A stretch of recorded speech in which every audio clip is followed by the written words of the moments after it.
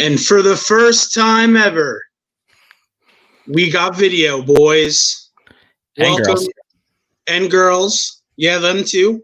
Everybody, really. Here we are, man. Bardown Breakdown. This is episode number 96, I believe. That's correct. Sounds about right. And we are taking a crack at this. We're going to be live streaming and getting you guys a little bit of our beautiful faces for the first time. But this episode, honestly, is probably one of my favorites. We've got a ton of guests that used to be on the podcast. You'll get to hear all about them in a couple of moments. But this is our year-end episode. So we're going to be discussing our favorite records of the year. We're going to be looking ahead to 2021, putting the all but disastrous 2020 in our rear view. But first and foremost, from both me and Mikey, we appreciate everyone that has been patronizing us over the past year. We know it's been difficult. We know that it's been a struggle for some of us, but we really do appreciate you guys sticking with us, enjoying all of the content we've been putting out, all of the interactions we've had with everyone. Really, really heartwarming. Gives us a lot of hope for what Bardown Breakdown will have for you in 2021. There's some great things coming on the horizon. But before we launch into our picks for some of our favorite albums of 2020, we got to talk about it. We got to talk about January 13th. It's the day. It's the day. Officially, the NHL and the NHLPA came to an agreement, and we are starting our season on the 13th. And though we're not an Islanders podcast, we got to talk about it. January 14th, we got the Rags. So what do you think, Mikey? Dude, I love the fact that we are playing the same teams 8 times throughout the season. And I've mentioned it many times on the podcast. I feel like the Islanders-Rangers rivalry has gotten a little stale over the years. But you play a team 8 times, that bad blood is going to absolutely fire it back up and get the rivalry going again. And I'm all for it because it has been a little lame the past couple of years. It doesn't seem like the players have any bad blood between each other, and I'm excited for it. And it's going to be like hockey almost every single night. Oh yeah, and I think the other great thing too is the Rangers. I mean, let's be honest, they've got something to prove. They tiptoed into the playoffs, this past year, and were unceremoniously dumped. They ended up getting that first draft pick in Lafreniere, and between him and Panarin, I really think that the Rangers have something to prove. So I think that will also renew this rivalry, because now that these games count so much in the divisions we're in, I think it's really going to stoke that fire again. And I think the Islanders, as formidable as they were and as formidable as they'll continue to be, I think you got to worry about the Rangers. I mean, Lafreniere is one of those once-in-a-lifetime players who really will make an impact as soon as the skates touch the ice. So I think it's going to be an interesting thing to see how the Rangers develop him as a player and what kind of team they're able to put together on the ice. For real. Yeah, I think a lot of teams are going to have to, really dig in deep because they have larger roster sizes. They have kind of like what football does, like a practice squad. They're basically allowed to carry kind of like a practice squad. And I think a lot of teams are going to have to reach into that, especially like the amount of games that are going to be played each week, because they're condensing it, man. And there's like going to be games almost every other night, if not, back-to-back games. So, it's kind of playing chess, man. Like, you have to also think about, getting some of these guys that are on that practice squad into games so that they're fresh if you do need them for extended period of time. And I'm all for it. I think that some of the picks that Lou Lamoriello made in the offseason makes sense now, because all teams have to carry 3 goalies. So, now that we have Corey Snyder as our third goalie, like, I feel good about all 3 of our goalies. Like, that's a really good, goalie rotation. And, you know, a lot of Islander fans were questioning that, but maybe Lou is just like thinking ahead. And we are always so quick to criticize Lou and like how he's not making these big blockbuster trades and whatnot. But like, we haven't even seen a full season of Pajot. Like having a full season of Pajot on like, you know, finally having a third line that doesn't make us all want to pull our hair out. It's going to be nice. It's going to be refreshing. And I think the Islanders could surprise a lot of people. And I'm super excited that we have hockey back. Like tomorrow, the World Juniors start back up. And that's going to be fun to watch. Also, then before you know it, training camps are going to be opening. Barzy's going to be signed. Like it's going to be a lot of hockey and a lot of fun coming up. Yeah, I think that's you know, what really has me excited about you know, the prospect of what 2021 is going to bring, not only as Islander fans, but just for the NHL in general. I mean, you know, the division realignments is going to, you know, make things a little bit more interesting. You know, you're not going to get those, you know, cross-country games anymore, you know, at least for now. But, you know, we're going to see a lot of rivalries develop. We're going to see a lot of the same teams. And I think what's really cool about that is, like, for someone like me who is, you know, a tremendous Islander fan, and I have my finger on the pulse of a lot of other teams, but to get to learn, you know, the playing styles of the other teams that are going to be in our division and really get to view them closely is just going to give me a more beneficial outlook on these teams, so that when, you know, years come and things change, you know, we have a good perspective on what's happening within our division. So I'm really pumped for that. But listen, you know, hockey in 2021, it's awesome. We're really pumped on it. But what we're really pumped on for today's episode is talking about some of our favorite records of 2020. And, you know, Mikey was like, you got to whittle it down. You got to whittle it down. I started with like 50. And I chiseled it away. And then I came into this with 10, and he was like, 10's too many. 10's too many. So for some reason, I was able to get it down to 5, and it's tough because I did have to move some out and move some in and kind of do some stuff. But I'm really excited to talk about them because I thought that 2020, as crazy as it was, did produce a tremendous amount of great music. So let's just dive right in. Let's do it. So we're going to present to you guys our top 5 records. You know, me and Mikey, we have 2 different lists. We'll talk about them a little bit. And then after we're done, we've got a rotation of 10 prior guests that we've had from all throughout our lineage. They're going to be talking about their favorite records, and we're going to put their audio in. We'll talk about theirs. Really super cool. I love this concept, and I love that, you know, when we reached out to people, everyone was just so hyped and interested in giving us this content. We appreciate all the time that they've taken to do this for us. Really, really super cool. I'm really excited. Let's go. Number 5. I'm going to start this off.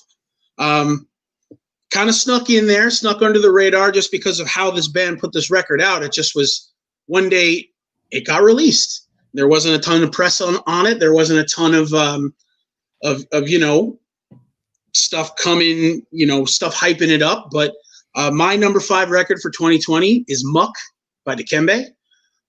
Steven is a fantastic dude.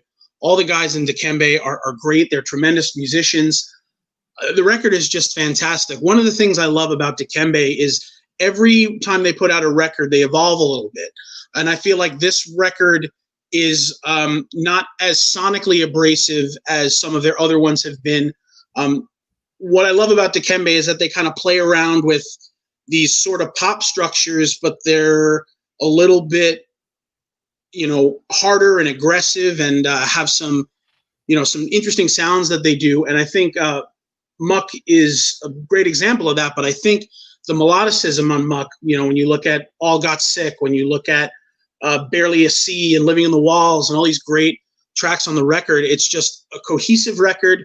And, you know, Dikembe never disappoints. And for me, I thought it was a great showing. I thought it shows how they're moving forward as a band. Musicianship is fantastic, and I just thought it was fantastic. I really loved it.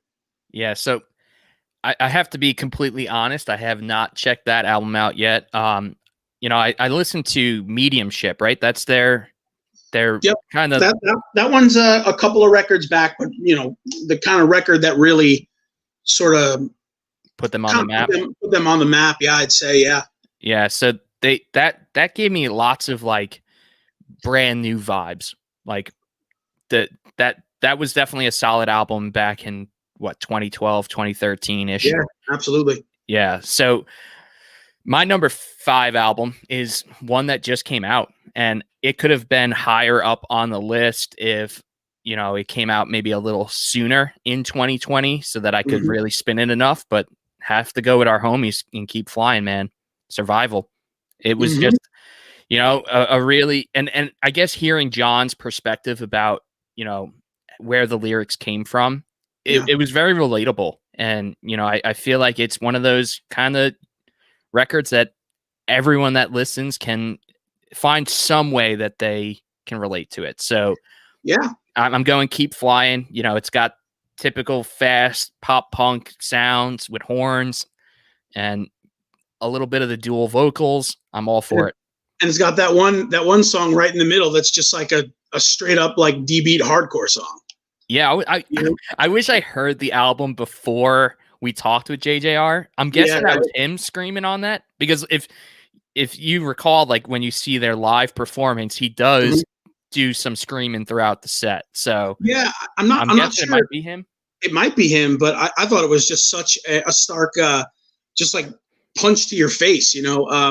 I thought it was great that it's in there, and that's something that like Long Island, New York, like you find that sometimes, because a lot of the roots of some of these, pop punk and alternative bands go back to hardcore. You think about bands like Crime and Stereo, The Movie Life, and I Am the Avalanche, and like they're, all of those guys grew up listening to New York hardcore, so their roots are in it. And I think that it's no different. But I mean, Keep Flying, everything that they've put out is just a great listen, just because they write such catchy music. Having the horns in there, the way they layered on that record, JJR talked about using all different types of sax and trombone and all this stuff, and just the way that Ace and Nick were able to put that record together sonically is fantastic. Really, really a good pick. And I agree with you. I probably would say that if you had more time to listen to it, it might be further down on the record. So I'm going to go and give you guys my number 4. And for me, this record just really blew me away. And it was something I was looking forward to as soon as it was announced. And that is Ultraviolet by Misery Signals. We've had Jesse on the podcast before. His triumphant return to the band after, being away from Misery Signals for a couple of records. And the band hadn't put anything out in about 4 or 5 years. So off of this hiatus, comes Ultraviolet, and the record is just unbelievable. It's heavy, it's melodic, it's well put together. Jesse's soul on this record is just like unbelievable. You can't help but just get goosebumps when you listen to some of the, some of the more emotional parts on this record. And then the production and just the way the drums sound and how enormous the guitars sound and just how much poise it has just blows me away. It's great. And, them releasing, The Tempest early and just getting that to kind of kick you through is the first track of the record. But Veils of Blue Fire is just a great, great track, and Old Ghosts. And I mean, it's just a fantastic record. I know, the harder stuff isn't really your bread and butter, but I mean, you could admit, I know you listen to Ultraviolet. I mean, what a hell of a record. Oh, absolutely. Yeah, definitely. As you pointed out, not the harder music of the two hosts, but definitely can appreciate Misery Signals and what they do for the scene. Absolutely. So my number 4 is The Boys in Seaway. Big vibe. Yeah. They do pop punk, right? But honestly, are they even a pop punk band at this point? Like, they are pop, they're rock, they have some grunge tones to it. Like, I think that band has evolved, and I think that if they were able to do a proper like touring cycle for that album, like Seaway could be up there in like the state champs world, the Grayscale world. Like, oh yeah, they put out a solid album for sure. Yeah, Big Vibe is great. I mean, as you guys know, listening to the podcast, you've kind of come with me along my ride of starting to collect records again. And at very first, I was trying to limit myself to really only like records that I loved. And Seaway's record came out, and I didn't do the pre-order because I was like, I like Seaway, but let me wait. And then after listening to Big Vibe like 4 or 5 times in a row, I went out and bought it on record because I wanted to have it. I wanted to support him. And, it sounds great on vinyl, in case you guys wanted to know. It does. The splatters that I've seen are pretty really cool. dope. Yeah, no, it's great. Big Vibe is a great record. Genre bending. I mean, to the max. I mean, you've got pop songs, you've got alternative songs, rock songs, and the way that they write like choruses and stuff. I mean, we talked to Ike about Big Vibe and how that song could literally, probably be in the next Jason Biggs movie or something. I don't know, man. He's not making movies. There's no chance. Not. I mean, there could be like an American Pie 8, and if there is, I recommend Big Vibe to be right in it. So my number 3 record is one that I think I've spoken about before, but it's a little bit off the beaten path, but it's something that I've listened to just over and over again. It's a record by a band called Gleamer, and it's called Down Through. I'm like, it's an 8-track record, and to me, every track on the record is phenomenal. The first one that introduced me to them was, I think the first or second track on the record. I think TTX is what it is. And, then I ended up listening to the record a bunch and realized that kind of every song on it is just unbelievable. One of my favorite songs on it is Worth, which is their kind of stripped down acoustic song. It's beautiful. It's haunting. It's like, everything you want in a kind of an indie record.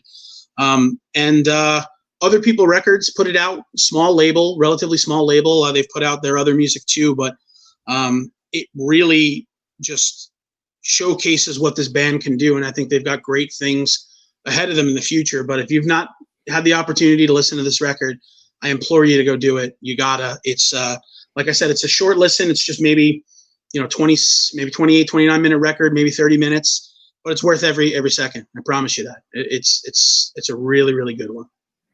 All right. So my third album is going to stay in Canada, and it's it's going to be our homies in Barons. Hello there. Like another one of those kind of, Barons started as a straight pop punk band, and they have branched out, and there's rock songs, there's pop punk songs, there's pop songs. It's one of those albums that's very similar to Seaway, just not really one specific genre. And I think that they knocked it out of the park there. So 2 Pure Noise Records releases too. So Pure Noise, without getting too in depth into it, I mean, their 2020 was like staggering. I mean, you have Bearings, you've got 4 Year Strong, you've got Red City Radio, Year of the Knife. I mean, like Sea Haven came back out. What was that? Sea Haven came back out. That's right. Sea Haven is on Pure Noise now and put out that record. It's Pure Noise is going to be one of those labels, I think, that is really going to kind of poke their head up in 2021 and maybe be the premier pop punk label, and start kind of overtaking some of these larger labels, like Hopeless, and in terms of overall content and bands that are they're doing the damn thing. Really, really great stuff. But yeah, that Bearings record is again another one that we talked about it on the with guests and stuff, and how you don't have to subscribe to one genre anymore. You really don't. You can play around with what pop punk is. You can play around with what pop is, with what punk is. I mean, because when you think about it, pop is such like a thin line, right? Because you could say that Taylor Swift is a pop artist, right? But you could probably also say that someone like Nicki Minaj is a pop artist, and you can also say that Florida Georgia Line are pop artists, and they're three distinctly different, kind of subgenres, but it's all pop. It's popular, so you can be more diverse. And I think that's what makes music so fantastic, especially in this vein, is that people realize that you don't have to arc your songwriting to one specific thing. And I think that Bearings record is a great representation of not having to do that. So my number 2 is a record that's very, very near and dear to me. And it's Punisher by Phoebe Bridgers. And again, another record that if you haven't listened to it, you're doing yourself a disservice. I don't know where you put this record. Like, I don't know how you put a label on it. I don't think you have to. I think that Phoebe as a wordsmith is unbelievable. The type of candor in this record is great. The songwriting is great. The production is great. The way that these songs come together on this album, and just like the kind of way it makes like my heartbeat is kind of wild, because it's really like beauty incarnate. I guess that's really the best thing I could say about it, is every song is beautiful in its own way. The way the instrumentation is on this record, sometimes it's bare and it's perfect, and sometimes it's lush and it's perfect. So, it's another one of those records, and I've listened to her doing this stuff live. She has a live at Red Rocks that she put out, where the music is as perfect as it is on record when she's replicating it live. The musicians that she has backing her are fantastic. And, Phoebe in general is fantastic. Boy Genius, which is her and Julian Baker, incredible. Better Oblivion Community Center, which is her and Connor Oberst from Bright Eyes, is just fantastic. Everything she touches is pure gold. So again, that's another record that, might not be, a pop punk record, but it is fantastic. So that's definitely my number 2. I had no idea that she was at that level of playing Red Rocks. So she's that big, huh? She is. I mean, she's in terms of popularity, she's really rising the ranks. She's getting noticed by, your Stereo Gums, and, she's done a Tiny Desk concert and like all this stuff. So she's, her popularity is skyrocketing, and with due cause. She's writing great music, and her ethos and just the way that she approaches everything, her earnesty is just, really, really hard to find in music these days. So it's cool. Okay, nice. Yeah, I know when you mentioned her earlier on, I did go and stream a few, but I didn't listen to the album start to finish. So I'll give it a second chance. And my second pick, I've been preaching this band for the whole entire year, so shouldn't be too much of a surprise. It's Our Homies in Driveways, October Forever.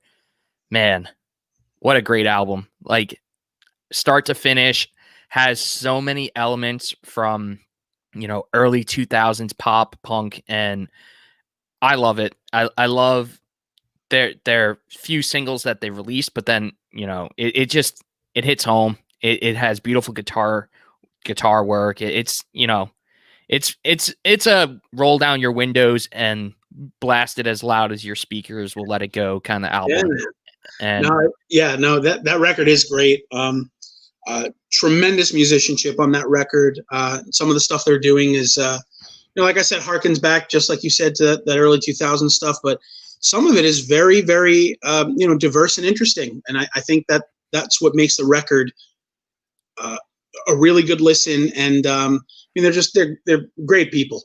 So it's awesome to see them blossom, and I'm sure they've got great things on their horizon in the coming years. And so having said that, we've gone from 5 to 2. So now our favorite records of the year, and mine probably is no surprise if you know me. I'm a homer for Evan Thomas Weiss. I've always been. And I think that Figure is just his magnum opus. And I don't think I could pick another record that I listened to as much this year, even though it's only been out for, about 3 or 4 months. So it's for me, it's perfect from front to back. It again, another band, and I say band because really it's, it is a band. I know Evan is kind of the primary brain in it, but the musicians that he's always had around him have been fantastic, and this iteration of his band is no different. Front to back, Palmer Square opening the record is just such a beautiful and simple song going into Living Up to Let You Down. Breathing Patterns, Courtesy Greetings, a lyric in my head I haven't thought of yet. I've probably listened to 15 times this month. It's just showing his progression as a musician, what Into It, Over It has become since, 52 weeks, seeing it all record to record, it is just wild. And I think this is a culmination of work for him that is unmatched. And again, if this record is one you haven't listened to, go ahead and do it. Evan is a true dude. Everyone else in that band is fantastic. They're all talented, and there's no denying how good these guys are and will continue to be. So that undoubtedly is my record of the year. Figure by Into It, Over It, Triple Crown. You did it. You done did it. So he's been on Triple Crown basically from the beginning, right? Yeah. I think No Sleep put out Proper, the first record. And then, after Proper came out, he went over to Triple Crown. Yeah, and he's been on Triple Crown ever since. And then real quick shout out, just because it's another one of my favorite records. Evan, through his Patreon, just announced that his former band, The Progress, who introduced me to Evan, who are to this day one of my favorite bands ever, that's finally getting a vinyl release, and it's shipping, and I'm ecstatic. So, Is it like extremely limited to only people that are in the Patreon? So he did a couple of variants. There's a variant that's exclusive to the Patreon, and then there are two other variants that are going to be available for sale. Okay. But it's a super small run. I think it's only $750 in total. But that record is perfect and deserves to be on wax. So couldn't be happier. So I'm just curious, what is your vinyl collection up to these days? Because you said you were cutting yourself off at 100. I feel like you got to be pretty close. Yeah. I think I'm at probably about 80 or 85 right now. I'm probably not going to end up cutting myself off at 100, but I am going to be a little bit more frugal with it, just because, we're saving for a wedding, right? So I can't, go buy every record that I see. But there are some that are coming out that are on the horizon for 2021, which I'm definitely excited to have. The new Julian Baker record, the new Tiger's Jaw record, both of those are pre-ordered and they're coming out in February. So those I'm not missing out on, but I'm trying to figure out a way to do it and not not have my fiance leave me. That's really I do love that idea of, like, instead of having maybe like a guest book at your wedding, but having your guests bring vinyl records that maybe you like, but also maybe that the guests themselves like. Oh, yeah. I feel like that's a great way to just always remember your wedding. So when you put that out, I was like, man, that's a really cool, a cool idea. Haven't seen that before. And I'm full on gonna enforce it. If you walk into the doors of my wedding and you don't have at least a 7-inch in your hand, no open bar for you. You drink water. I'm just curious what some of our friends would bring. It's definitely going to be funny, and awesome. Like, I'm going to put so much thought into that, and it's going to be fun.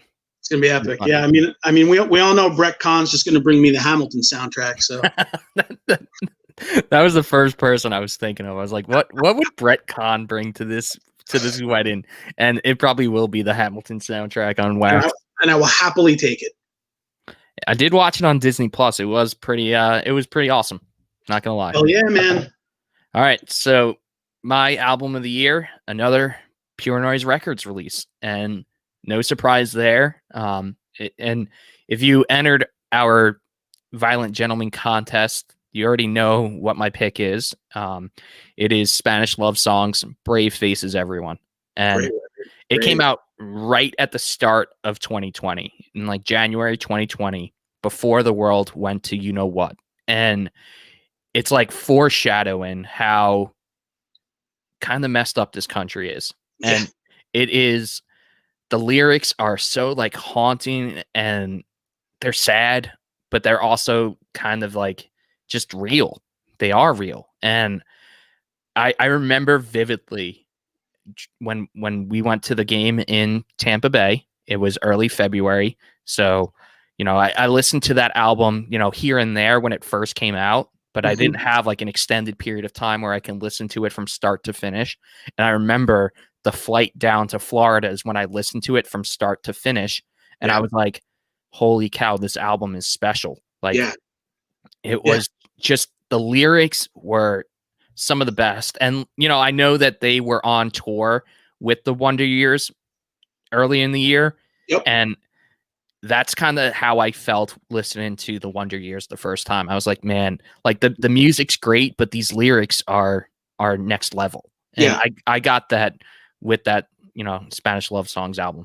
Yeah. I mean, you know, it's just, I think what's so wild about it is how well he captures like what millennials are going through. Like, absolutely. You know, even before the pandemic, you know, like he's got that line in one of the songs where he talks about living off points from financing things on credit cards, and, you know, having to ask your parents for money, and, you know, being ashamed about it, and, you know, things like drugs, and, you know, the housing crisis in America and all this stuff. And, you know, even talking about the relationship between, you know, cops and, you know, and people of color and stuff. I mean, it's just very real, it's unbelievably poignant. But what is great about it is the bow that it's wrapped in, right? Because even if you don't take the time to sit down and really absorb all of those lyrics and all the content in it, you can still enjoy it for the fact that the music on the record is just incredible. The choruses are just unbelievable. Like, you know, when he hits, you know, the first chorus in Losers Part 2, it's just like what a freaking chorus, man. It's just like unbelievable. So I left that off my top 5 because I knew it was going to be in yours, but it was definitely going to be a part of mine. So love it, man. I love it.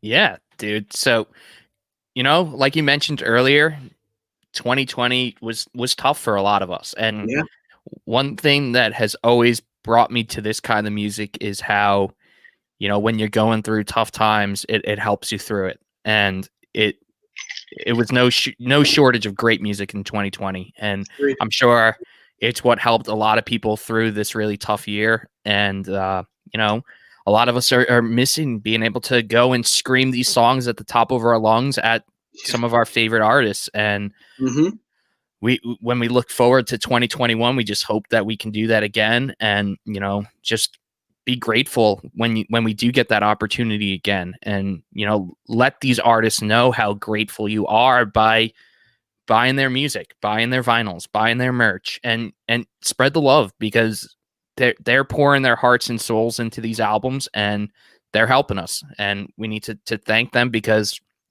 2020 has shown that this music scene and this music world is kind of vulnerable, and we got to do our part to make sure that it exists for many generations to come.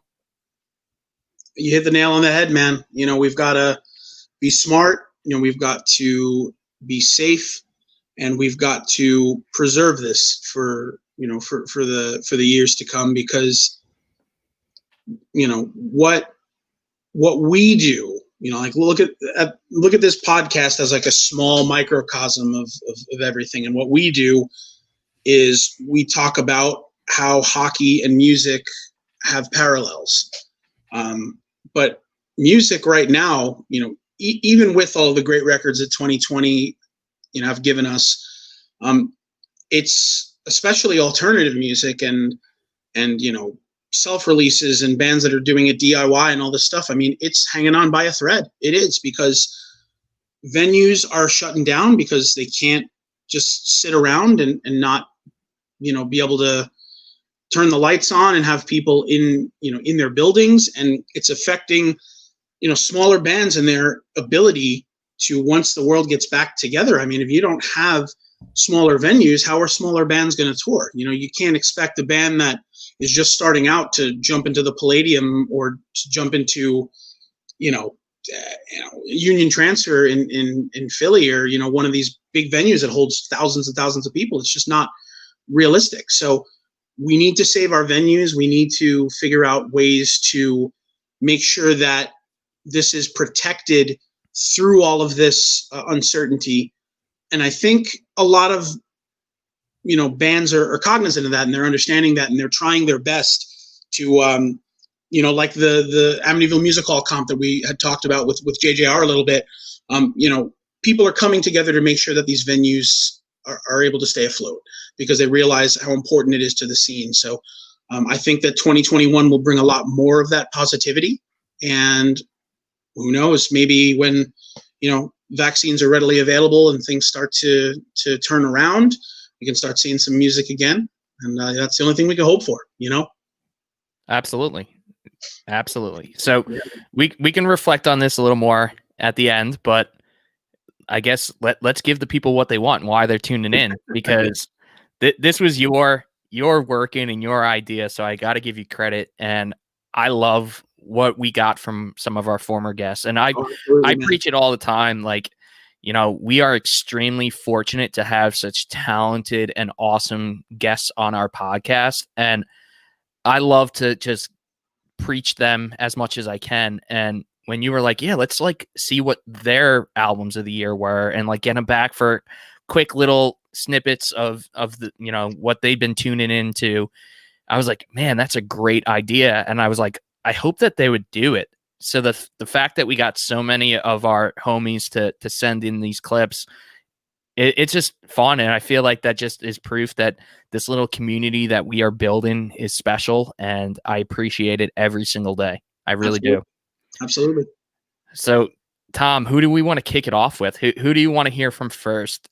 Who they picked for their album of the year? Who I think we should just jump right into it. Let's hear from our homie Ricky from Seltzer Time, man. What a beauty. He is one of my favorite follows on social media. So yes, he's not in a band, but he is from the Seltzer Time podcast, who are just giving so much love to the city of Worcester, Massachusetts, and Worcester, whatever it is. And I say it all the time. Ricky is a friend of the pod, so wanted to hear what his album of the year was. So without further ado, here's our boy Ricky Nelson from the Seltzer Time podcast. What's up, you guys? It's Ricky from the Seltzer Time podcast. It was an honor to get to co-host an episode of Bardown Breakdown this year with the boys. Had a blast. Shout out Jimmy King. It was awesome jumping on the call-in episode earlier in the pandemic.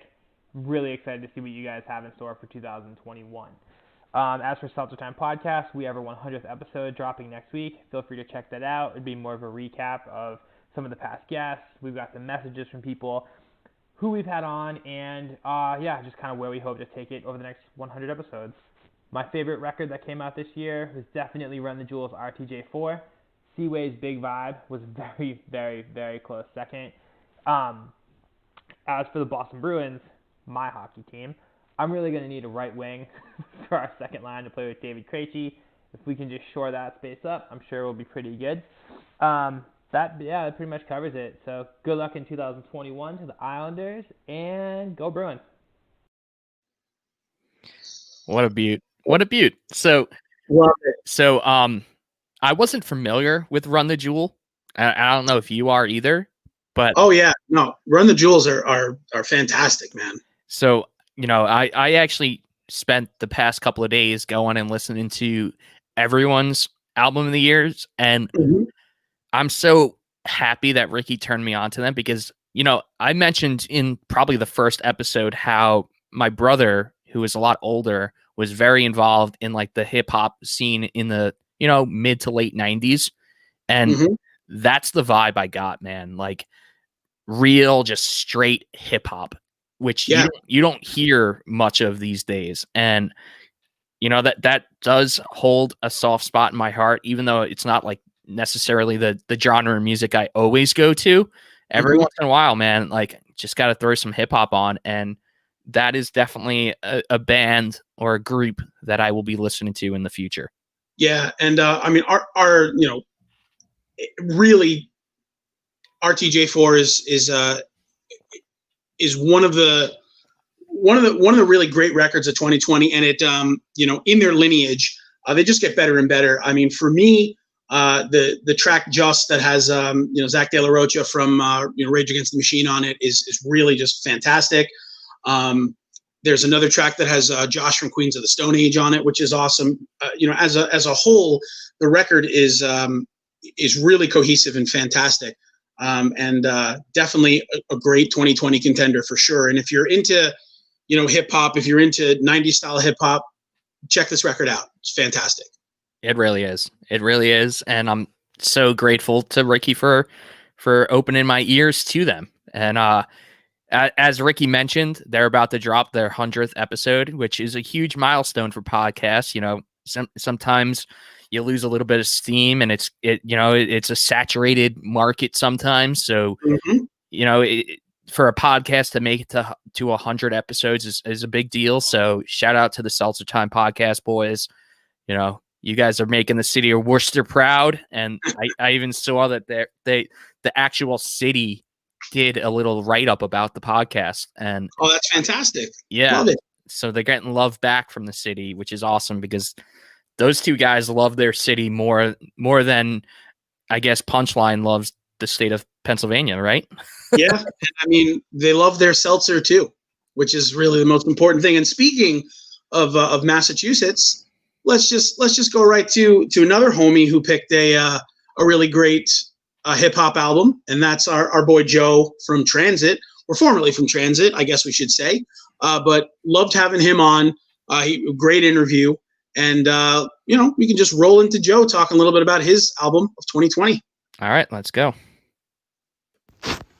Thank you for having me on the Bardown Breakdown podcast. My name is Joe Boynton. I sang in the band Transit from Boston, Massachusetts. I have a podcast with John Nolan from Taking Back Sunday called You Gotta Hear This.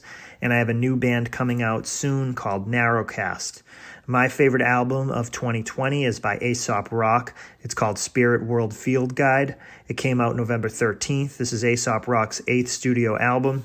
I found out about Aesop Rock from the Tony Hawk Pro Skater 4 soundtrack on Nintendo GameCube in 2002.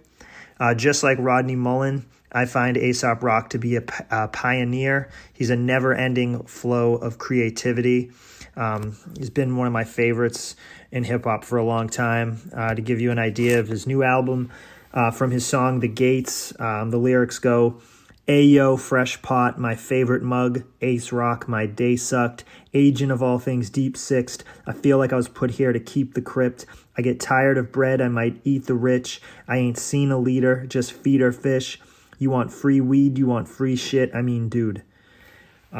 Just lyrics like this, they're a home recipe. The fingerprint on lyrics like this are so distinct you can only find it from a creative force like Aesop Rock. This album, front to back, is incredible. He never ceases to amaze me as a fan. Definitely check it out. Again, it's Aesop Rock. Album's called Spirit World Field Guide. My favorite team, I would have to be the Bruins. I grew up in Massachusetts. I used to watch the Bruins games as a kid with my dad, just all the time. I think my first game I saw with the Bruins, they actually were using like a rainbow puck effect so that the viewer could keep track of where the puck was located on the screen. My hometown would call them the Bruins, but they'd also say in a really shitty Massachusetts accent, the Bees Kid. We're going to watch the Bees Kid. So that's got to be my favorite. Thank you so much. Again, my name is Joe Boynton. I sang in the band Transit. Check out my new podcast called You Gotta Hear This, and check out my new band coming out soon called Narrowcast. Thank you guys so very much for having me. It's always a pleasure. Dude, What? I love Joe. I really do. He has this eloquence about him that you can't really you can't ignore. You can't ignore it. Just puts a smile on my face. Aesop is another fantastic hip hop artist. He's kind of part of the Rhyme Sayers Collective, like out of Minneapolis. With Atmosphere and like all those guys. Funny that he talks about Tony Hawk Pro Skater 4, because that's probably one of the first places I heard Aesop rock. What introduced me to Aesop was None Shall Pass, which came out, I think, in like the mid 2000s. And that was my first kind of foray into his music. What I loved about him so much is, for me, my favorite type of hip hop is that 90s style hip hop, like we were just talking about, like De La Soul and Tribe Called Quest. And I feel like Aesop really fits into that mold. And, his newest record, Spirit World Field Guide, like Joe said, is fantastic. It's just got this kind of very lo-fi kind of subdued, very fresh beats and very kind of minimal sort of style and attitude, but just the flow that he puts over his, all these tracks is just fantastic. So definitely great pick for 2020. We don't do hip hop and stuff too much, but I would put my stamp of approval on Spirit World for sure. Great record, and love hearing Joe talk about it with such a plum, man. It's great, dude. And he mentioned how he has his own podcast now, and I tuned into their Christmas episode where they had Adam Lazzaro on as like their guest. Yeah, but it's just so funny because the other four, so it's 4 hosts. Yeah. The other 4 guys all live in Charlotte, and so does Adam. And he's like, when you guys told me you were starting a podcast, I thought like you were going to ask me to be a part of it. And they didn't ask him, like the lead singer of Taking Back Sunday. They were just like, nah, it's just going to be us 4. And it was just like so funny. So there was lots of back and forth. Definitely go and check out Joe's podcast. Definitely entertaining. And it's cool that it takes place in my backyard. Right here in Charlotte, North Carolina. Oh yeah, man, love it. Good times. So, who do you want to go to next, Tom? Let's go to our homie in. Let's go to our homie from Saves the Day. I'm rocking a Saves the Day shirt. Might as well talk about what Arun thinks is the album of the year. We've had him on. Saves the Day is my favorite band of all time. So just go right into it, man. Before I do, you show your shirt and you don't comment on the ridiculous shirt that I'm wearing, like at all. I didn't even realize it, but I mean, it is ridiculous. It's so ridiculous. And it is the most like, it kind of feels like biker shorts material. Oh, yeah? So it does not breathe. So I'm like sweating so bad right now. It's ridiculous. Listen, for our first video, you might as well just pop it off. go full bare chested, man. Let's do it. No one wants to see that. All right, so let's go to Arun from Saves the Day. Hi, this is Arun from Saves the Day.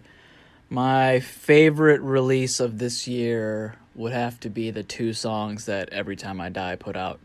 Right there at the end of the year at the buzzer. Those songs just rip. The riffs are killer. The lyrics are great as always. It just perfectly encapsulates the mood of this garbage year.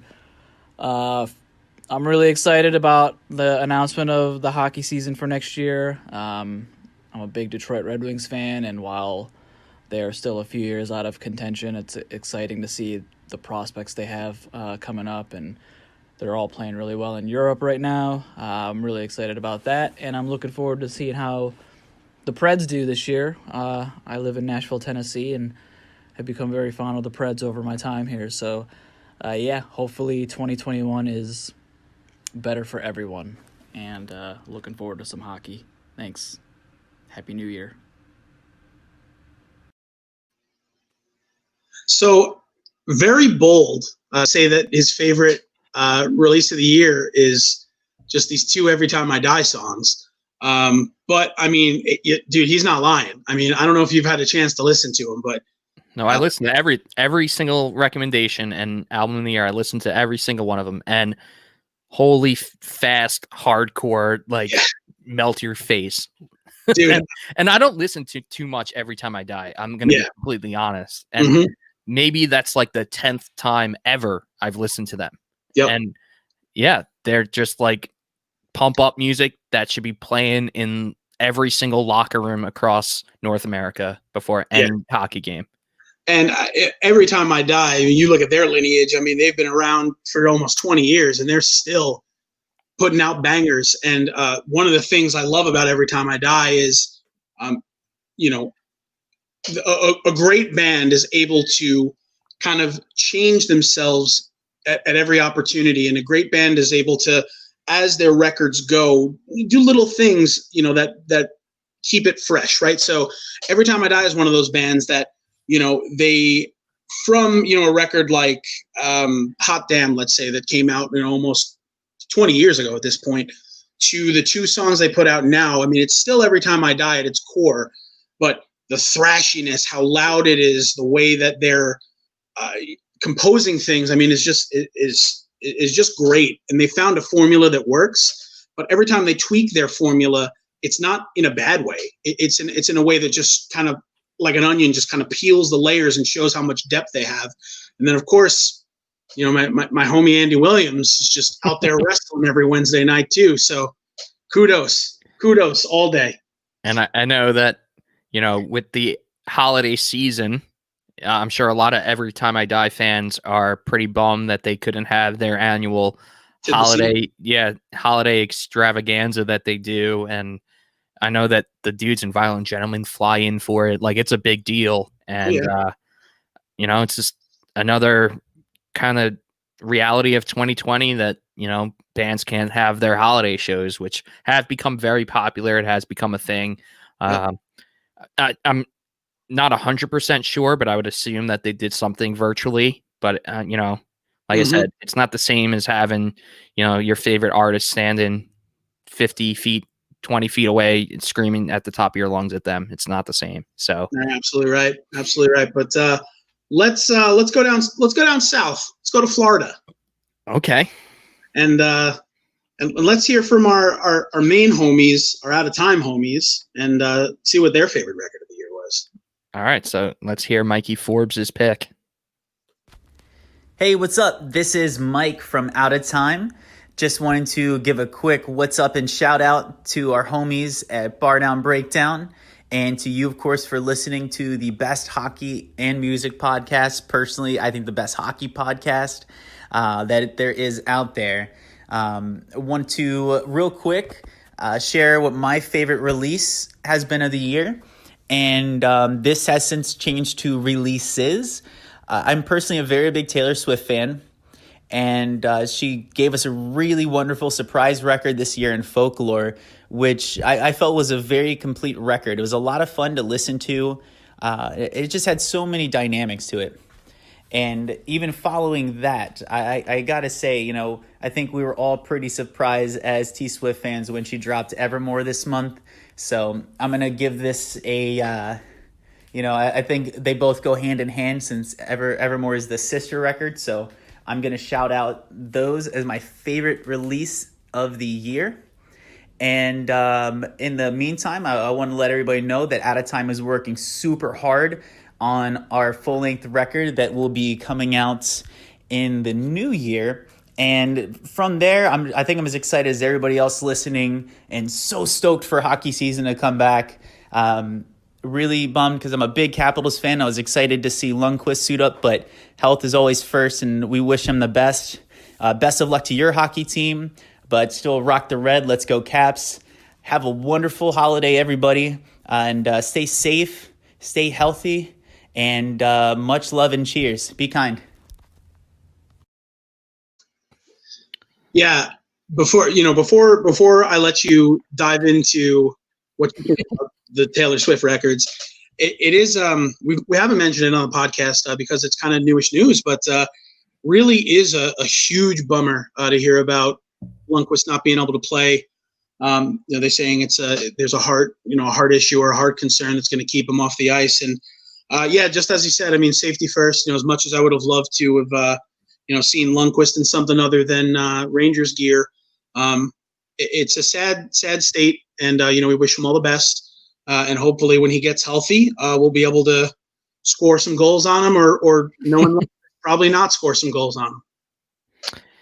Yeah, you never want to see a Warrior go out that way, and it's unfortunate. But like Mike said, his health and safety comes first, and you got to think about hockey players' lives after hockey, and you got kids, you got family, you got to really think about yourself and be a little selfish at times. And I don't think anyone is criticizing him for doing what's best for him long term. So of course not. Yeah. It's unfortunate, and it was kind of cool when the Caps did pick him up, but we'll have to see what happens in the future with that one. Now, to comment on the Taylor Swift album, actually pretty good. You love it. I know you love it. It's okay to love that Taylor Swift record. I don't love it. And I'm only talking about folklore. I didn't listen to the one that like surprise dropped last week or whatever. Exactly. Yeah. Mm-hmm. And I had to text Mike. I was like, dude, because this morning I got up, had some coffee, and was getting ready for the live stream, and I just kind of had it on as like background noise, and it's perfect, working from home in the background music.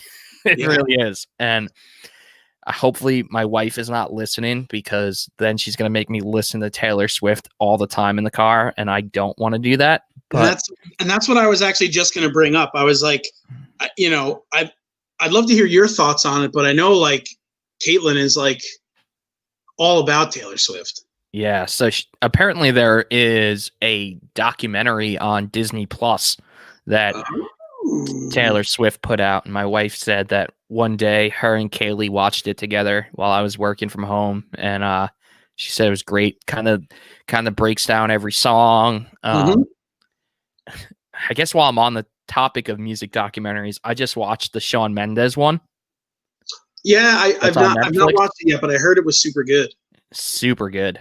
Yeah. Like, you got to respect the guy. He is a talented musician that was just motivated and put stuff up on YouTube and made a career for himself. And you got to respect that. Dude's playing arenas all around the world. Like, that's the hustle, man. That's unbelievable. Like he is up there in the pop world with some of the greatest of all time. And I could see him being around, for years and years to come. Like, that's a name you're going to be talking about in the Michael Jackson kind of world. And I don't disagree. I think that he's a tremendously talented guy. And I think that it's all about the hustle, man. If you're able to make that work for you, if you're able to really put every single ounce of blood, sweat, and tears into your craft, you just end up, as long as you get the breaks, man, you're able to make it work for you in this world. And speaking of making it work for you in this world, we've got another one coming up that I want to just dive right into. Anna from Fearless she works super duper hard over at Fearless, making sure that all of these releases of 2020 got their proper due, even in a pandemic. So I don't spoil it. I'll just let you go right into Anna talking about her favorite release of the year, which was a hell of a banger. All right, let's go to it. This is Anna from Fearless Records. My friends at Bardown Breakdown asked me to talk about my favorite record of 2020. I'm going to talk about a Fearless release. It would have to be August Burns' Red record, Guardians, which came out in April.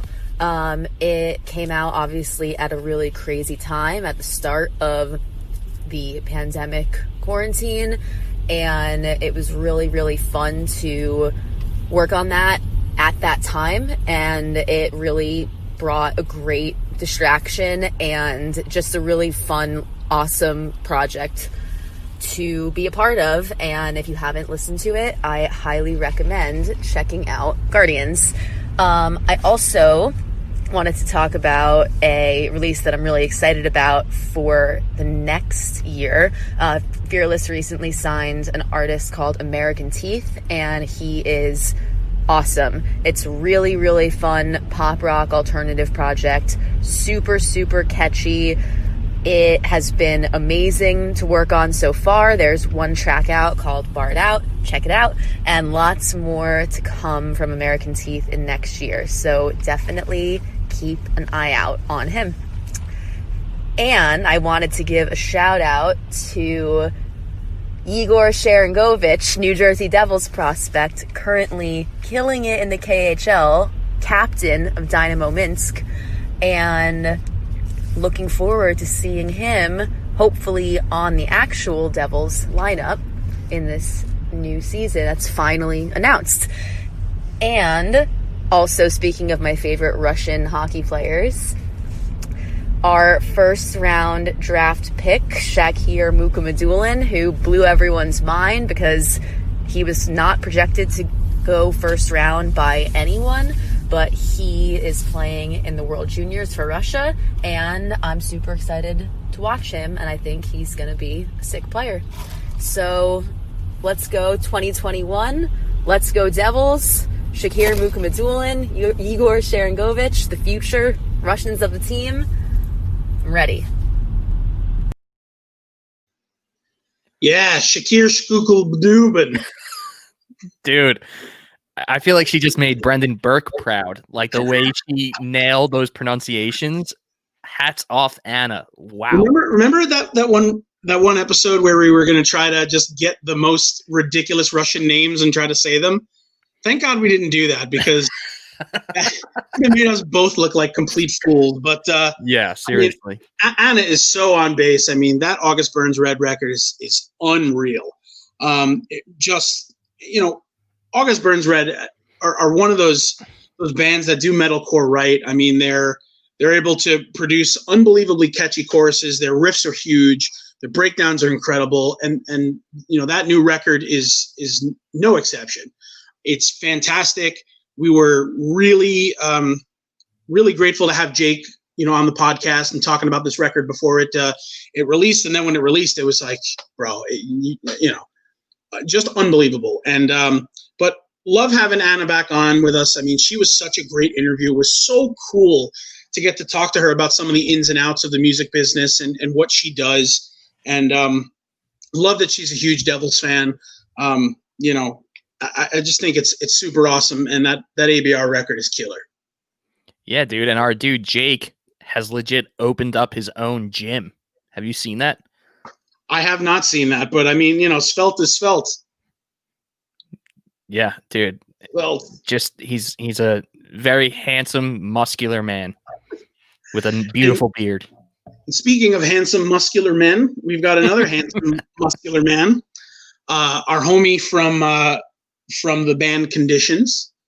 And fun fact, Conditions released Fluorescent Youth on vinyl.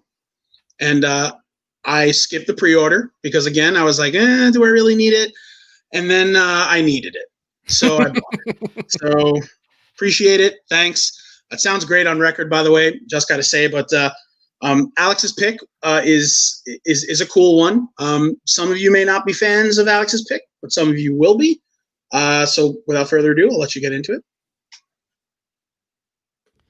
What's up, Bardown Breakdown? This is Alex Howard, former touring guitarist for Sleeping with Sirens and Hoodie Allen, and guitarist of the band Conditions. Some of my favorite releases of 2020 was probably the latest 1975 album, probably the one I'm listened to the most, as well as Miley Cyrus's new album, Thanks to My Wife, but it is a banger, let's be real. One of my other favorite albums this year was from Butch Walker, called American Love Story. If you've never heard of Butch Walker, do yourself a favor. He's an amazing producer and amazing songwriter. As far as stuff that came out of the scene, the latest Bring Me release is awesome. They just continue to kill it. All Time Low put out probably one of their best albums in Wake Up Sunshine. I really love that one. Love the State Champs Unplugged album as well. I think they recreated some of the songs very well. Good for them. I love those boys. And I'm really looking forward to the new A Day to Remember coming next year. The songs they put out so far are pretty sick. As far as some other stuff I've been listening to out in Nashville, I really love the latest from Hardy. It's called A Rock. It's a great record. If you've never heard of Hardy, it's probably going to be massive next year. And I also really love Rustin Kelly. Put out a full length called Shape and Destroy. If you've never heard of him, give him a listen. And finally, as far as Condition stuff, we put out a vinyl release, 10-year anniversary for Fluorescent Youth. If you didn't get any of those, there's limited quantities left in the Conditions/Good Fight Records store. Please pick them up before they're gone forever. And who knows, maybe we'll get something fresh coming out next year. But thanks for listening. I'm all for some fresh Conditions, if that's what we're going to get in 2021. But yeah, a lot of records he talked about. But the 1975 is a divisive one. You know, people either love him or hate him. Personally, Notes on a Conditional Form, I didn't love it. It's it's a big record, man. It's got like 20 tracks on it. Some of the stuff on it was great. You know, some of the stuff I just didn't grab me, you know, the way that initial 1975 release did, you know, that had Girls and Chocolate and all that kind of stuff on it. They are a great band, though. You know, they're bold, and the kind of music they write, you know, they kind of toe the line of pop and blues and all this kind of stuff. I think it's really good. But shout out though to Butch Walker, because Butch Walker is fantastic.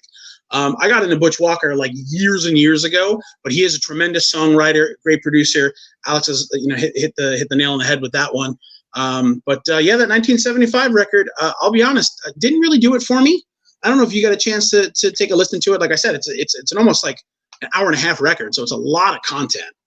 Yeah, dude, and it's kind of bizarre because between pretty much every track, there's like an interlude track as well. Yeah, and it was hard to get through. Yes, there were some songs that were kind of, songs that you could hear on the radio and were kind of poppy. And then there were just some songs that were like so indie for me that I couldn't really listen to the full track. But, sure. I told Alex, and I was honest with him. I was like, yeah, it was hard for me to get through that one, but he told me some tracks that I need to go back and really listen to. Outside of what you mentioned, Chocolate, the song that pretty much everyone knows by them. I'll be completely transparent, not so much in the indie world as I am into the other alternative scenes. But I do want to comment on that State Champs acoustic, dude. Oh, the Unplugged record. Yeah. The Unplug.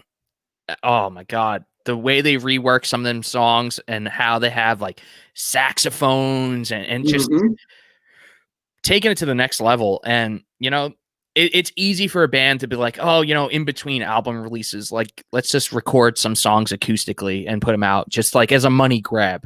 Yeah, of course. But they really did reimagine these songs acoustically. And I think they did a fantastic job. Derek's vocals come through clear. And, it just, you realize how talented he is as a vocalist. And I'm a huge State Champs fan, as you probably could guess. And I definitely enjoy that one. I do want to comment on just how fantastic Conditions is. I think they are an extremely underrated band. And man, I just hope that one day we can go and check them out again, because the only time I've seen them live, actually, no, I'm lying. I've seen them twice live, but we went to, it was like some temple on Long Island with neighbors. Yeah. And that was great.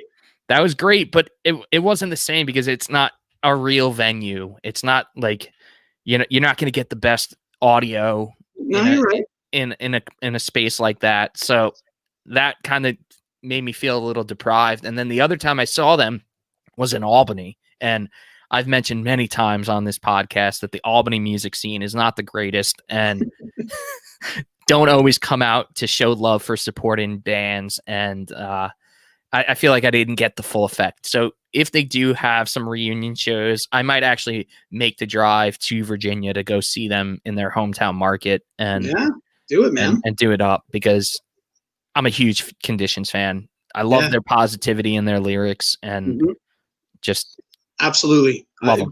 Great band. And so we got a couple guys left. Again, this has been such a great thing to compile all this stuff and, everyone being on the show.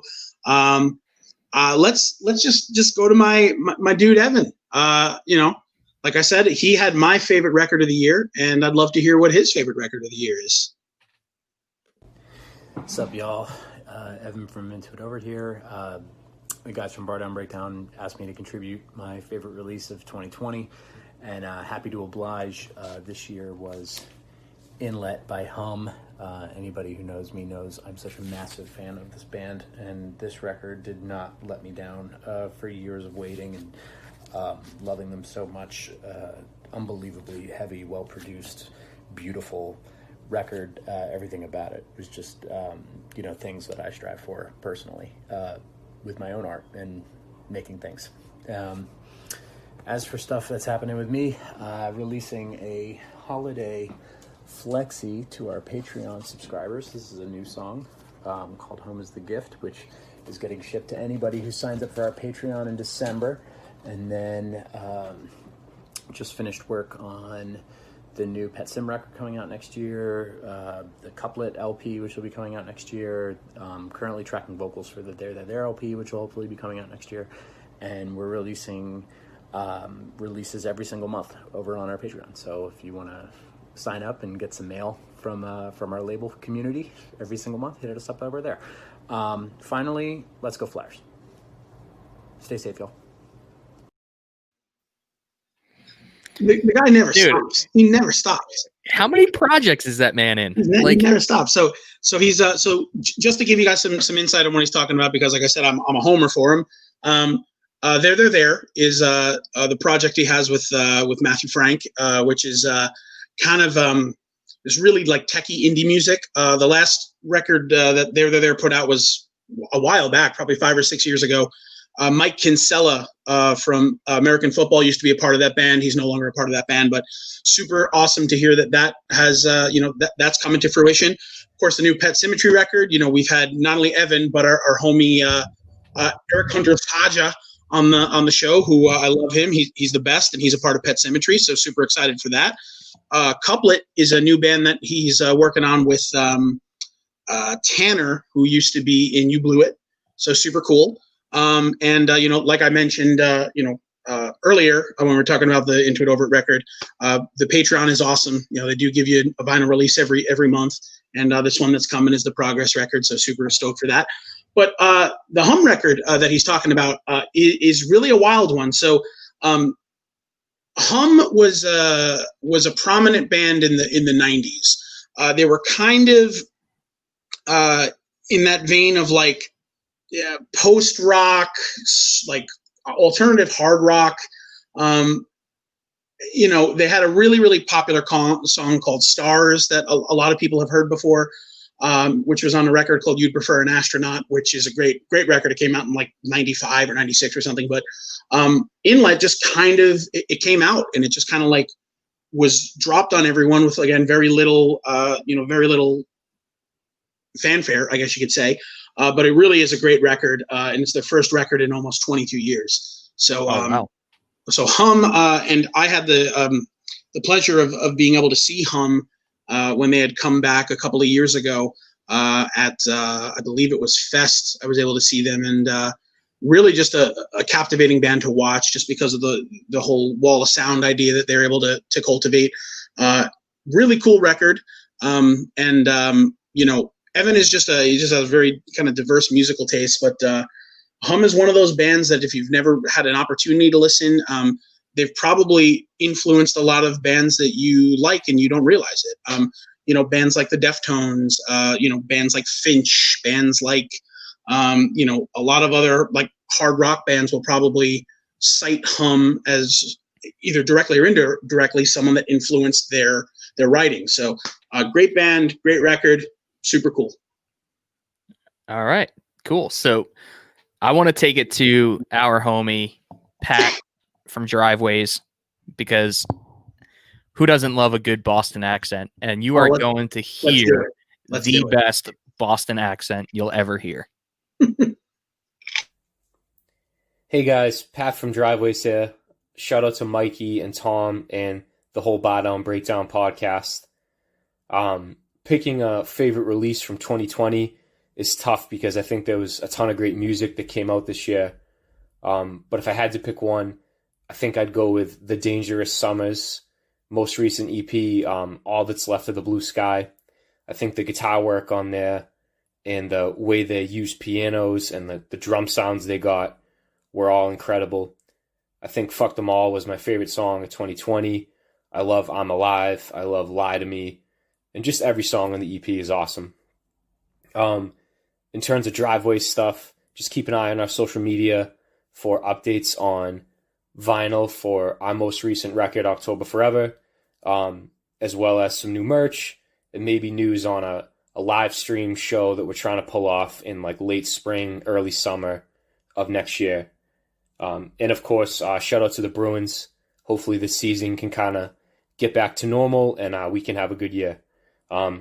Thanks, guys. Happy New Year. What an accent. It's so unbelievably strong. It's like right out of like a Ben Affleck movie. It's that strong. Absolutely. I want to comment on that. Yeah, really go for it. You know, I feel like The Dangerous Summer is one of those bands that were at like their peak and like you thought that they were going to just blow up. Like Reach for the Sun is just such an amazing album. And then it's like the scene just kind of like abandoned them and like and left them behind, which doesn't make sense because they have always put out such great albums. Yeah. But maybe like it was either ahead of its time or not like where the rest of the scene was going at that specific time, that it didn't like blow up as like you thought it would. Yeah. And then like there was like a couple of year hiatus in between, and then they came back and, you know, they were playing, you know, with huge bands. And I saw them with, I think it was that Newfound Glory tour I saw them with. And like, it seemed like the crowd didn't even know who they were. And it was like kind of weird to see, especially since in like 2010, 2011, they were like at the top of the world. Sure. And you can kind of tell that the lead singer is a little like bitter about it. And you hear that coming through in some of the lyrics in this EP. And I feel like, you know, he's still putting out great music just as good as, you know, Reach for the Sun and what was it called? The Gold Record or Gold something? Yeah, War Paint, the Golden Record. I mean, Golden Record. Like those are great records. They were. And to be honest with you, the you know, their comeback record, their self-titled record, I thought was fantastic. You know, Mother Nature didn't hold up as well to me, and this EP has some bright spots. I think you know, a lot of what happened with The Dangerous Summer, you know, with all of that, all the issues with Cody Payne and all that kind of stuff when they went on their hiatus, I think kind of put a blemish on The Dangerous Summer just because there was so much drama around that whole situation, which really kind of sucked. You know, it was like it almost kind of put a stain on the band, which I hate to say it because AJ Perdomo, you know, the kind of brainchild of the Dangerous Summer, just has a knack for writing such catchy music. And you know, even with, you know, the EP, they you know, enlisted Aaron from Under Oath to kind of, you know, help them finish out the record and do some producing and play some drums and stuff. I think it's great stuff. I don't think it's as good as what they've done in the past, but I do think it's a great release. And I think that you kind of hit the kind of nail on the head where you said that the scene kind of has left them, you know, behind. But who knows? You know, 2021, if we're able to get into a space where we can, you know, actually have live music and stuff, like we could see a resurgence of a lot of different things. You just don't know what it's going to bring. But I think it's a super cool release, and didn't know that October Forever was getting a vinyl release. So might have to add that to my, unfortunately, to my list. Sucks. It really sucks. And then, you know, we might as well round it out with someone who was really part of one of like the first kind of sets of episodes that we had in Nick Ghanbarian from Bayside. Love Bayside. You know, we could talk a little about Acoustic Volume 3, I think, that they recently put out, but let's hear what Nick's favorite record is of the year. Whenever you're ready, man. Hey, Bardown, Breakdown friends. This is Nick Ghanbarian from the band Bayside. Thanks for having me on your year-end episode. Obviously, this year has been terrible for literally everyone, but there's been some good tunes that were released this year. And the one I want to get everyone listening to and shout out is one of my favorite artists called Meg Myers. She released 2 EPs pretty recently. They were released towards the end of the year, so they didn't actually wind up making my my Spotify Wrapped whole breakdown there. But Meg Myers put out 2 EPs, one called I'd Like to Go Home Now, and another one called Thank You for Taking Me to the Disco. And on the EP, Thank You for Taking Me to the Disco, the second track on that record is called Grizzly, and that song gets me real fired up. I could hear that playing in MSG at a Rangers game. It's like a 9 Inch Nails, let's see what else, like Karen O kind of vibe. It's really, really cool. So yeah, that's my pick for my favorite release, favorite song of the year. In Bayside Land, we just put out an EP, an acoustic EP. It was the one thing we got to do this year. None of us live near each other, so it was really hard for us to get together for a live stream and whatnot. So we wound up getting together once, put out an acoustic EP. We had a new song called Light Me Up that we had on that EP that we did a rad video for, that we had a bunch of Bayside fans actually send in a bunch of photos and cool video snippets of important days in their life, like weddings, childbirth, all kinds of cool stuff like that. So yeah, please check that out, and you'll be happy to know that I am now also a podcaster, but it's not hockey podcasting, it's Star Wars podcasting. Me and Ryan from Yellow Card and Adam from Story of the Year. We got a good thing going on. If you're a Star Wars fan and you want to get a little bit more nerdy than you already are, check out Thank the Maker Pod. We're streaming wherever you could stream podcasts. Thanks for having me. Let's go Rangers. See you in 2021.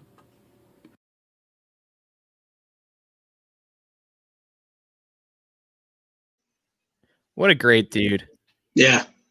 Now, I know I've admitted on this podcast that I have not sat down and watched a single Star Wars movie from start to finish. Like, I've seen like clips here and there, maybe like 3/4 of the movie here, like over the years, but never have like sat down and said, you know what, I'm going to watch Star Wars today. Like, never have done that. And my students give me crap all the time for it, because they're like, it's actually cool to see how all of these younger kids are so hooked to Star Wars now because of the Mandalorian series. Yeah, man. And maybe I should start and like have like a binge weekend or whatever and watch them all. But yeah, that's one of those things where I'm sure a lot of people will be like, no way, how have you not seen them? Like, I just haven't. Yeah, I if you're gonna go on that journey, and you're gonna decide to watch like the 9 movies in the order that they're supposed to be presented, you got to go. Obviously, 1, 2, and 3 episodes 1, 2, and 3 are the ones that came out. They were released in the middle of the lineage, but they're the first parts of the story. Then the ones that were released first back, in the 80s. Episodes 4, 5, and 6 are in the middle of the story, and then the last 3 are the end of the story, and those are the ones that came out recently. Always a good thing to do. And I mean, when you watch one, you'll know if you're hooked on it to go the distance. Episodes 2 and 3 were a little rough to watch, I'll be honest with you. But that's one of those things that you really have to make that choice. And, after you watch one of the movies, you'll just be like, oh, I love this, I need to watch the rest, or it doesn't do it for me. But what I will say is super cool that he recommended Meg Myers, because I had never heard of her. And I went and listened to the 2 EPs that he was talking about, and they are really super cool. It's cool that Sumerian put them out. Sumerian is such a well-known label for putting out really diverse music. Usually a lot of it is metal or more, like more hard rock. And this just kind of fits into that mold a little bit, as it does have that kind of industrial electronica vibe, which is really cool. I definitely want to dive into them a little bit more when I get an opportunity, but there are for sure some great tunes on there. And I think that's kind of what is great about having such diverse guest. And it's very interesting to a lot of people will probably think like, oh, this guy's in Bayside. Like, his favorite release is probably, something that sounds like Bayside. No, not necessarily. And the same thing with a guy like Evan from Into It Over It. His favorite release is, a hum record, a hard rock record. So it just shows how what you listen to on a daily basis and what you love to listen to doesn't always translate into, the way you write. It doesn't always translate directly into the way you do it. So, super cool. And then lest I forget, our homie from Long Island, in Makeshift, because truly, and we've talked about it before, Makeshift may be one of the next bands from Long Island, other than the homies in Somerset Thrower, who I absolutely love, that really could be the next best thing jumping off of Long Island. And our boy Dan was nice enough to give us a little insight. So he'll be the last. So let's just jump right into it, man. Bardown Breakdown, what's going on? It's Dan from the band Makeshift. Just popping in to wish everyone a very happy holiday season and a very happy new year. I'm sure we're all very excited to get this year over with. But in this awful year, we've had some great music come out. I'd say my favorite record is called Hello, It's You by the band Bearings from Canada. If you check out that record, Over Now and Transient Colors are my two favorite songs on the record. I think they rock. I think it's the perfect balance of like the punk aspect of things, the pop aspect of things, the lighter aspects of things, the heavier aspects of things. I just think the record's great overall. As far as Makeshift stuff, who knows what's going to happen next year? We'll see if shows come back. We might be putting out some new stuff. And I've also been working on a solo record over the past couple months, so definitely keep an eye out for that. Once again, very happy holidays to everyone listening. Mikey, Tom, everyone at Bardown, thank you guys so much for everything this year. It's been a great first year of the pod, and I'm excited to see what you guys have in store. Happy holidays, everyone. Stay safe, and we'll see you next year. Real quick before we go into it, shout out Cool Ethan had a birthday. I think he's 25 or something. He's got lots of hair. He's got a Saves the Day sweatshirt that he's probably still wearing somewhere. So, if you're listening, Ethan, I hope you had a happy birthday, and I hope you're wearing your Saves the Day sweatshirt. Amen. And it's cool that Dan and I had similar albums. It wasn't my top album, but it did make my top 5. Gotta love Dougie from Barons. He's a beauty. He does lots of streaming, and he's just a personality as well. Love Barons, I do, and love Dan from Makeshift. I think you definitely summed it up right, where they could be the next big band out of Long Island, and wish them the best. And how to use the picture from the episode we had him on with him and Elise, the in-game host of the Islanders. It's just so funny, and you could see that stupid Honda Pilot in the background of the picture. I thought that was a great find. Absolutely.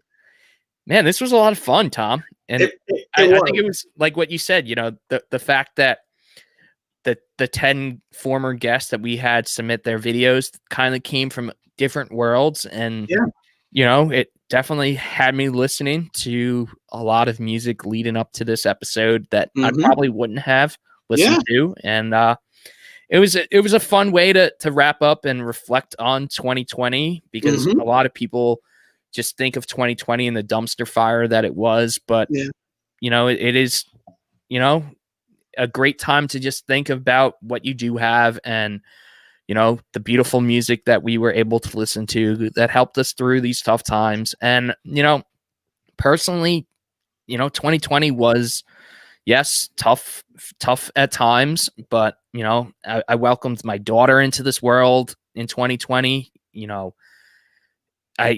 I got to film and record, God, how many episodes of Bardown Breakdown, and, we're approaching episode 100, and, it's it's amazing. We are now on a podcast network. We are associated with these amazing, talented recording artists that we love and that we listen to, and we would listen to if we weren't doing this podcast. And it's cool to see what has become of this podcast. And I think about 2021 and I'm like, man, sky's the limit. Like what can we do next? And I just want to keep doing this because I love you. I love hanging out with you. I love interacting with these guests, and I love our fans. So I can't wait to keep doing this. Yeah. To not beat a dead horse, man. I echo almost every sentiment you said. It is 2020 was a rough one, but it did give us the opportunity to do some great things. Being a part of the Hockey Podcast Network is something we're really, really excited about and that we're really blessed to be a part of. All of the people that we've had the opportunity to meet, all of the people that have reached out to us that have, told us that they like what we do, all of the great artists that we've had the opportunity to interface with. It really is, it puts, for me at least, there's a shine on 2020, and it's because of this. It's because of this podcast. Opportunities galore, and just such a great way to spend a couple of hours each week. Getting to chat with you, and getting to catch up on old times, and getting to involve artists that we love. I mean, for me, I can just speak for myself. Saves the Day, my favorite band of all time. Evan and Into It Over It, like another one of my favorite bands. Getting to talk to, like Beloved, Me Without You, Simple Plan, Sum 41. Jesus, like when would I have ever had an opportunity to get on a call and talk to freaking Cone from Sum 41 and have him tell us a story about him, like just going buck wild and the Junos and getting beat by Nickelback. Like who the hell am I to have that privilege? But yet here we are, so that's something that I'm indebted to the people that have been listening, that have been giving us the opportunity to make sure that we can still create this content and do this. So I really hope that everyone that's been with us through 2020, we have a brighter 2021. You hang on with us, because our 100th episode is going to be something that kicks your ass. We have a bunch of fantastic guests coming up in the next couple of months that you're going to love. We are going to have new content. We're going to have new ways to present you, what Bardown is all about. And I think that it's going to be something that is going to do a lot of great things, keep you entertained, but most importantly, it's going to bring us all together. Because, what we're about is just taking the community that we've started to cultivate and broadening it, making it bigger, better, more inclusive, more realistic for everyone to be a part of. And that's what we want. So I don't think there's a better way to sum that up. I really don't. I think that on that note, January 13th season is coming. It's coming, guys. I'm going to look right at you and tell you that it's coming. And there's nothing better than that. Maybe it's not 82 games. Who cares? We're getting hockey, and it's going to be great. We're going to be able to see all of this amazing work that the NHL and the NHLPA has done to put this together, to give us something to look forward to. And we're going to have some more hockey in the summer. That's what we're going to have. How great is that? I am so pumped for that. It's just great.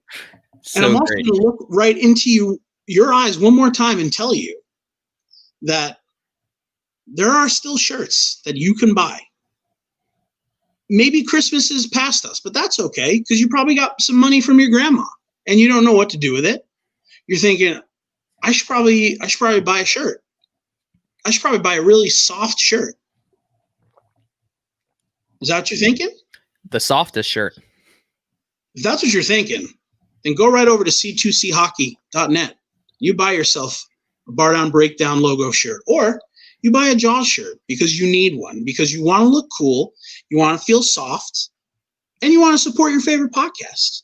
Because listen, how are we going to beat Spit and Chicklets if you don't buy our shirts? We won't. We won't. But in all seriousness, we are so over the moon and indebted to you guys for being a part of this, listening, keeping us afloat, because we couldn't do it if it wasn't for you guys listening and for our awesome guests. So we leave 2020 in the past and we look forward to 2021. Mikey, I love you, buddy. I hope you have a wonderful Christmas. I hope you have a happy New Year.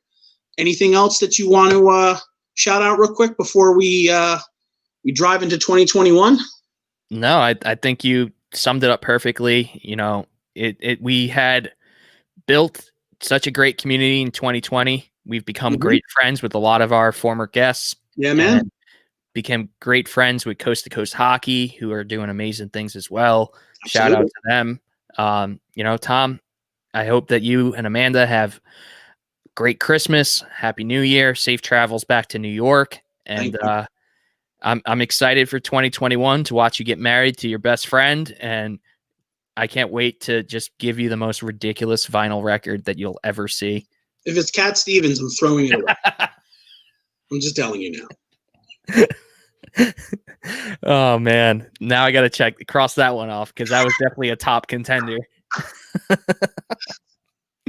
But now I'm going to be putting so much thought into this, and it's going to be awesome. So I'm looking forward to that. Looking forward to just keep, having this awesome show. Yeah. And Tom, I'll let you go. It's been real. Peace be with you. Also with you.